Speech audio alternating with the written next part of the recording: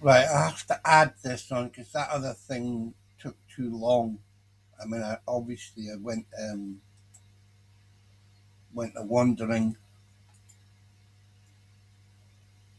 So this is what the abuse is in. Well, not in total. There's other aspects that aren't listed here.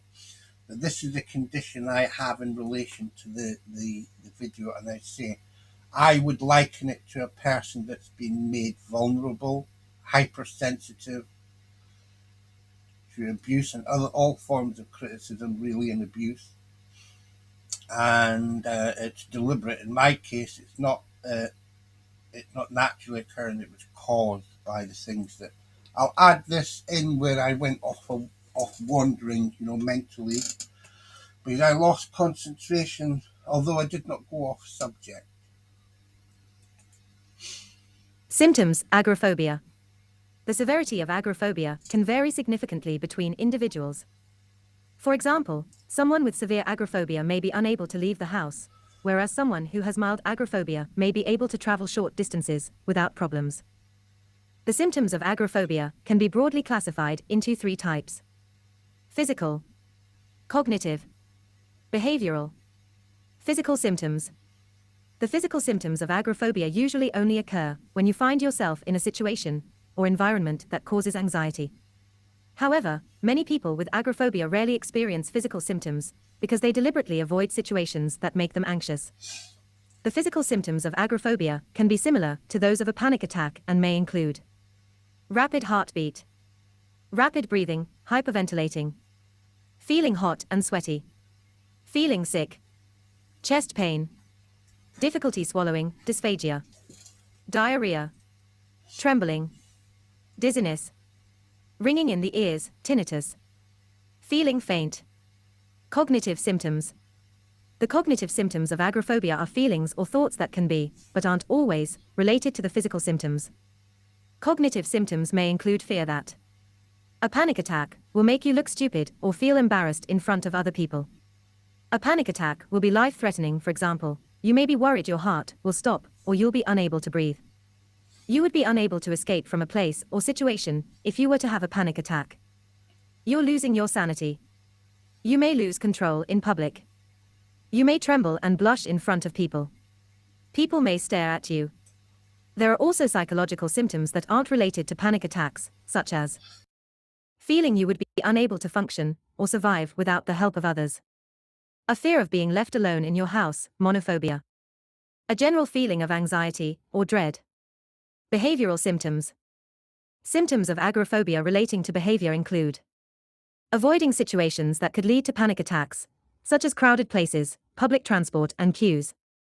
Being housebound, not being able to leave the house for long periods of time. Needing to be with someone you trust when going anywhere. Avoiding being far away from home. Some people are able to force themselves to confront uncomfortable situations, but they feel considerable fear and anxiety while doing so. When to seek medical advice. Speak to your GP if you think you have the symptoms of agoraphobia.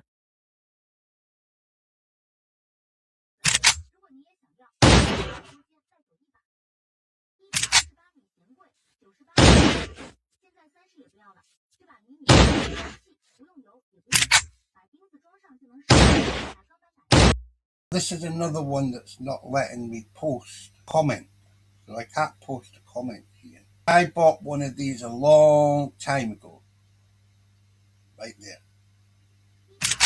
Right now, I felt, how could that possibly? I mean, it was so cheap, and the reason I bought it is because for the strangest of reason, I couldn't drill to fit what is it called, a wall plug into the wall. Now I know there's a coating you can put on metal that can stop you drilling it. I knew about that a long time ago, so I said I have to find another way so I can get storage in my, make the place look good, get a TV cabinet and everything, but I wanted to see the floor all around. So you know those floating shelves, I wanted to fit them, but that's before you got floating shelves, as widely used as we do today, and including these floating stairs. Although I've seen them before and used them, walked up them. So I needed a decent anchor. So I was finding the studs, and I was going to put a big fixing screw, not bolt, into what I wanted. The base of the unit and the top shelf of the unit, and they'd be securely, each partition was secured with screws. So basic inside the unit.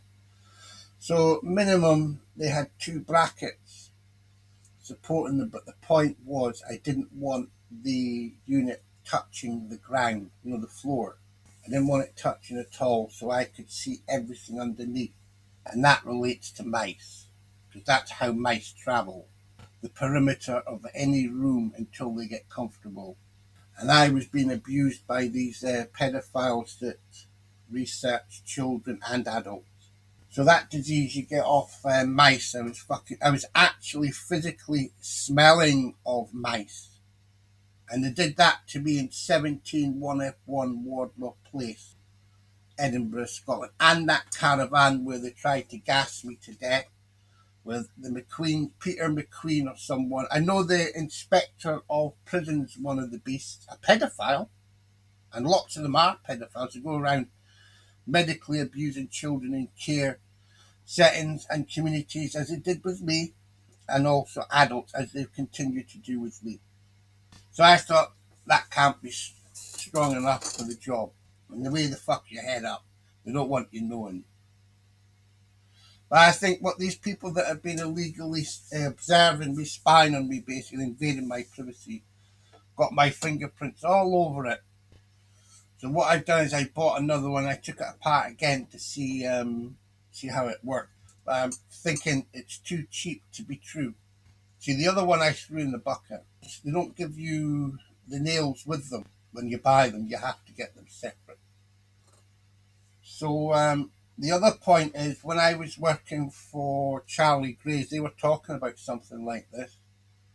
The old Hilti gun. See, the Hilti gun I seen, or used, I should say, in Charlie Gray's, it's like a gun and it fires blanks. So you load the nail separately and the blanks are on a strip. And that's how you do it. You load the nail manually, individually, and they're fired with a blank cartridge, which you load separately. And it is noisy. So this one said it's got a silencer. And as you can see here, I have a condition which is called Agarophobia, which basically is also agoraphobe.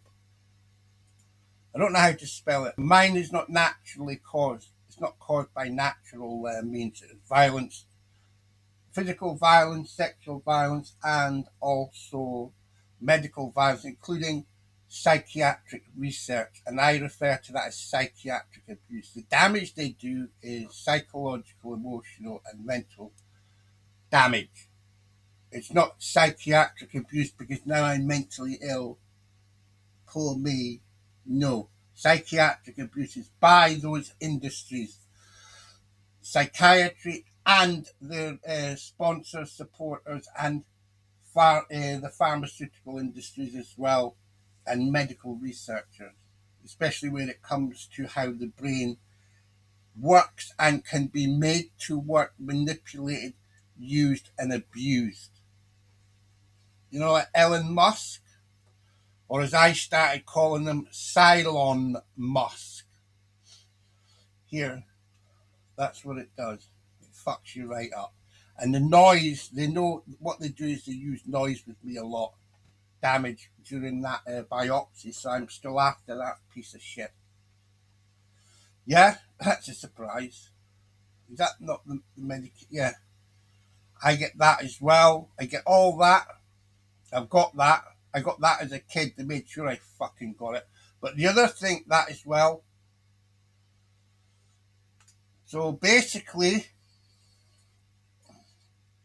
I get all that, you could say. So I'll get it read aloud just in case one thing isn't working.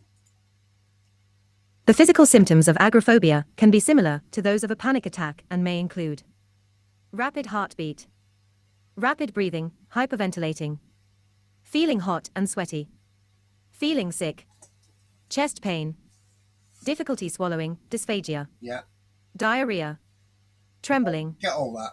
dizziness, ringing in the ears, tinnitus, feeling faint. So what you'll find is that they will try to dispose of all the signs of someone being a victim of child sexual abuse and illegal medical and psychiatric research and vivisection. So here's one of the things I want to get rid of. This one.